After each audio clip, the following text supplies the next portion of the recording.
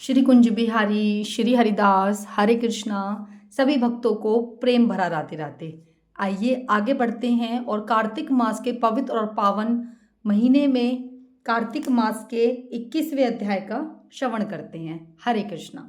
मेरी एक विनती है आप सभी से, आप लोग वीडियो देखते हो लेकिन लाइक का बटन नहीं दबाते हो। प्लीज़ लाइक का बटन दबाओ अगर वीडियो आपको थोड़ी सी भी अच्छी लगती है।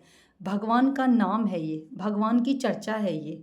हरी चर्चा में अगर आप लोग इतना सा योगदान दे दोगे तो आपका कुछ नहीं जाएगा। चलिए शुरू करते हैं 22वां अध्याय। 22वें अध्याय की जब लिखने लगा हूं बात, श्री प्रभु प्रेरणा प्राप्त करें कमल हाथ। देवताओं ने यह भी कहा कि तभी से वृंदा की सुंदरता पर मोहित हुए विष्णु जी उनकी चिता की राख लपेट हुए इधर उधर घूम रहे हैं। अतः आप उन्हें समझाइए क्योंकि यह चराचर प्रकृति आपके अधीन है। देवताओं से यह सब सुनकर शंकर जी ने उन्हें अपनी सुदूषत्र माया समझाई और कहा कि यह सारा जगत उसी के अधीन है। उसी से मोहित विष्णु जी भी काम के वश में हो गए हैं।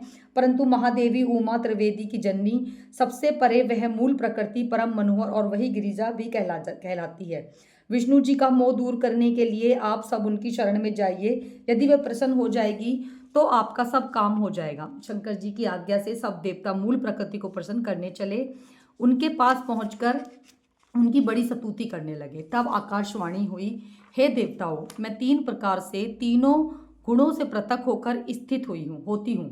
सतगुण से गौरी, रजोगुण से ज्योति तथा आप लोग मेरी आज्ञा से यदि सादर उन देवियों के पास जाओगे तो वह तुम्हारे मनोरथ को जरूर पूरा कर देंगी। यह सुनकर देवताओं के नेत्र खुल गए।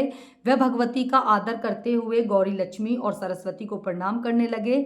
सब देवताओं की भक्ति पूर्वक प्रार्थना से वह सब देवियां प्रकट हो गई।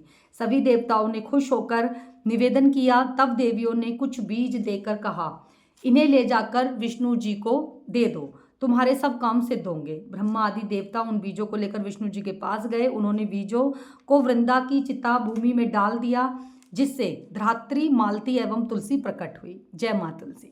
विष्णु जी ने जो ही उन स्त्री रूप वाली वनस्पतियों को देखा तो वह उठ बैठे।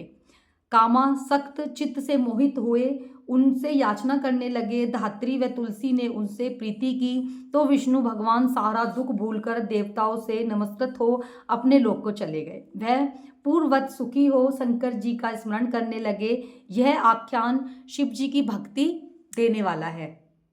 यह आख्यान शिव जी की भक्ति देने वाला है। यह था कार्तिक मास के 22वें महात्म्य का अध्याय। इस तरह से हमारी माँ तुलसी प्रकट हुई और इसीलिए सदैव श्री हरि विष्णु की पूजा में, उनकी अर्चना में, उनके सभी रूपों की पूजा में तुलसी का होना अति अनिवार्य होता है, क्योंकि हमारे श्री हरि विष्णु बिना तुलसी के पूजा स्वीकार नहीं करते, भोग स्वीकार नहीं करते। जय माँ तुलसी, जय श्रीमन नारायण, हरे कृष्णा।